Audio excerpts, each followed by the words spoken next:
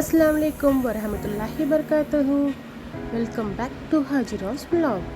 இன்றைக்கி நம்ம என்ன ரெசிபி பார்க்க போகிறோம்னா இட்லி பொடி. வாங்க வீடியோக்குள்ளே போகலாம். உளுந்து 1 கப், கடலை 1 கப், பிரியாணி அரிசி 2 டீஸ்பூன், காஞ்ச மிளகாய் 10லேருந்து 15, கருவேப்பிலை, பூண்டு 15 பூண்டு, வெள்ளை எள்ளு 2 டீஸ்பூன். இப்போது எல்லாமே வறுத்துடணும், தனித்தனியாக வறுக்கணும். பேனில் உளுந்து போட்டு லோ ஃப்ளேமில் எல்லாமே நல்லா வறுப்பட்டு வரணும்.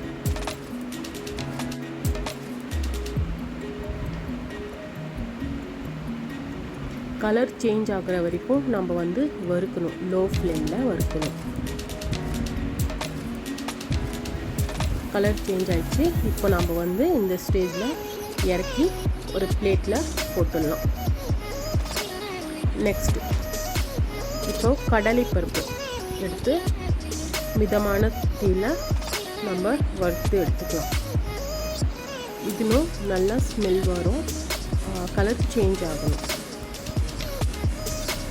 இப்போ நம்ம உளுந்து போட்டோம் இல்லையா, அதே பிளேட்டில் இதுவும் போட்டுடலாம். நெக்ஸ்ட்டு நம்ம பச்சரிசி 2 டீஸ்பூன், அதுவும் நல்லா வறுத்து எடுத்துக்கலாம். எல்லாமே தனித்தனியாக வறுக்கணும், அதுதான் மெயின்.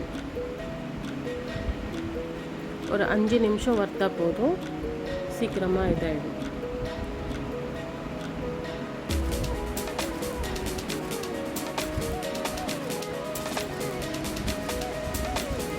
அதே பிளேட்டில் எடுத்து போட்டுக்கலாம். இப்போ நம்ம காஞ்ச மிளகாய் ஒரு 10லேருந்து 15, உங்களுக்கு எவ்வளோ காரம் வேணுமோ அவ்வளோ நீங்கள் எடுத்துக்கிட்டால் போதும். நான் ஒரு 10 காஞ்ச மிளகாய் எடுத்துருக்கேன். அதுவும் நல்லா லோ ஃப்ளேமில், நீங்கள் ஆயில் போட தேவையில்ல, அப்படியே நம்ம வறுத்து சுற்றும் அதே பிளேட்டில் போட்டுக்கலாம். எல்லாமே அதே பிளேட்டில் தான் போடணும். இப்போ நம்ம பூண்டு இருக்கு இல்லையா, அதில் லைட்டாக நீங்கள் எண்ணெய் போட்டாலும் சரி, இல்லைன்னா அப்படியே வறுத்தாலும் சரி, அதில் கொஞ்சம் வறுத்து எடுத்து அதிலே போட்டுடுங்க. பூண்டு நல்லா ஸ்மெல் கொடுக்கும், அதுக்காக தான் போடுறது.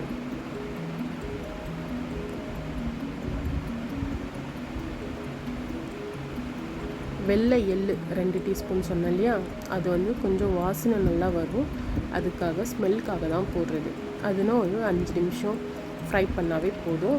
அது கலர் சீக்கிரமாக சேஞ்ச் ஆகிடும். ஸோ அடி பிடிச்சிட்டு ஆட்டாமல் விடாது, ஃப்ரை ஆட்டிக்கிட்டே இருங்க. அப்போ தான் அதையும் எடுத்து நம்ம பிளேட்லேயே போட்டுடலாம். நெக்ஸ்ட்டு கருவேப்பிலை, மிளகு, ஜீரகம் 1 டீஸ்பூன் மிளகு, 1 டீஸ்பூன் ஜீரகம், கருவேப்பிலை எல்லாமே எடுத்து அதெல்லாம் ஒரு 5 நிமிஷம் வறுத்து நம்ம அந்த பிளேட்லேயே போட்டுக்கலாம்.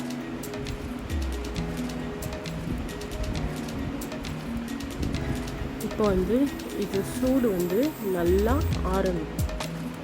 சூடே எடுக்கக்கூடாது. ஒரு மிக்ஸி ஜாரில் எடுத்து நம்ம அரைச்சிக்கலாம். அரைக்கும்போது கொஞ்சோண்டு பெருங்காயத்தூள் 1 டீஸ்பூன் போட்டுடுங்க.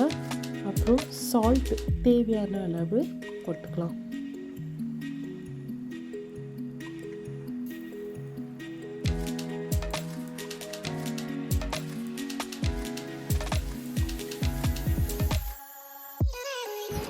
நைஸாக தான் அரைச்சிருக்கேன், ஏன்னா நைஸாக அரைச்சா தான் எங்களுக்கு பிடிக்கும். ஸோ நைஸாக அரைச்சி இட்லி பொடி ஈஸியாக வீட்டிலே செஞ்சிடலாம்.